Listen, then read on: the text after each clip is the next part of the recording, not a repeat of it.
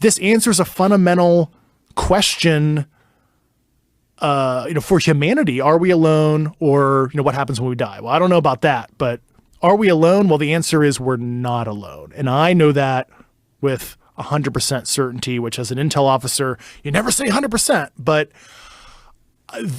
all things pointed towards, based on the people I talked to, like Harry Reid, and I use him as an example, but I talked to the highest of the high people you could possibly talk to, if you catch my drift. So unless all of them are lying and they're covering up something else, which I don't even know what it would be at this point, because the phenomenon is real. It's been going on for thousands of years. People have been seeing strange things, and not everybody's mass hallucinating. So that's kind of my long diatribe about what's happening. What do they think these things are?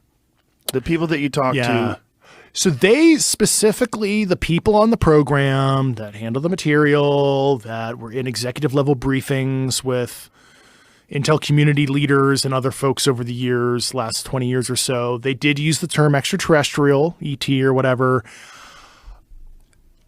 Okay, that isn't a possible origin, but the Schumer Amendment, if you read it, it specifically uses non-human intelligence, NHI, very deliberately, because we want to catch everything, because what if some of this stuff is not ET and they're going to use that as an escape clause? Like, well, this stuff that we don't even know if it's extraterrestrial, so this doesn't apply. So that's why we wanted to be as broad as possible. I mean, besides ET, I mean, a lot of it would be my own personal opinion.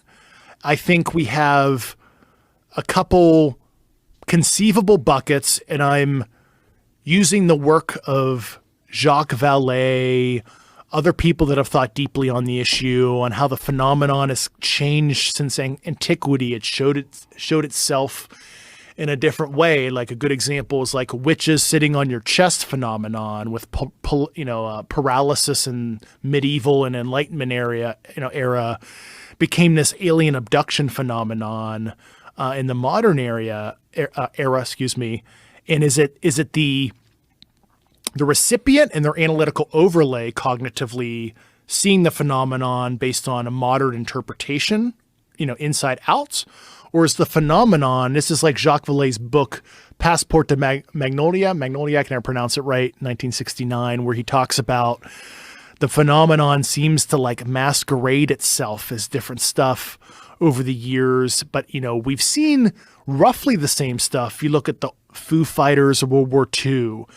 There are declassified Air Force OSI reports from the 50s people can Google that talk about flying butane tanks with the same measurements, approximately what we saw in the 2004 Tic Tac incident, but they called it flying propane or butane tanks in the 50s.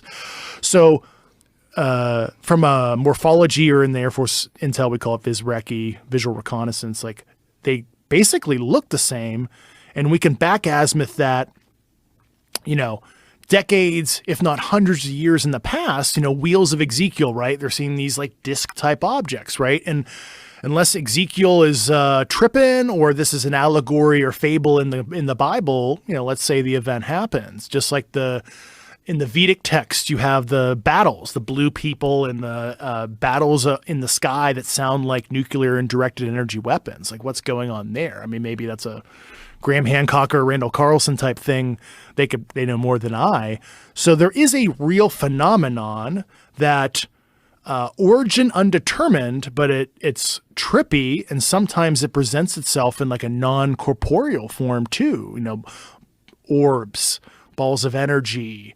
They don't appear as like some kind of bipedal hominid like some people have espoused. So I think that might be, call it interdimensional, call it shadow biome, cryptoterrestrial. I mean, there's a lot of different theories.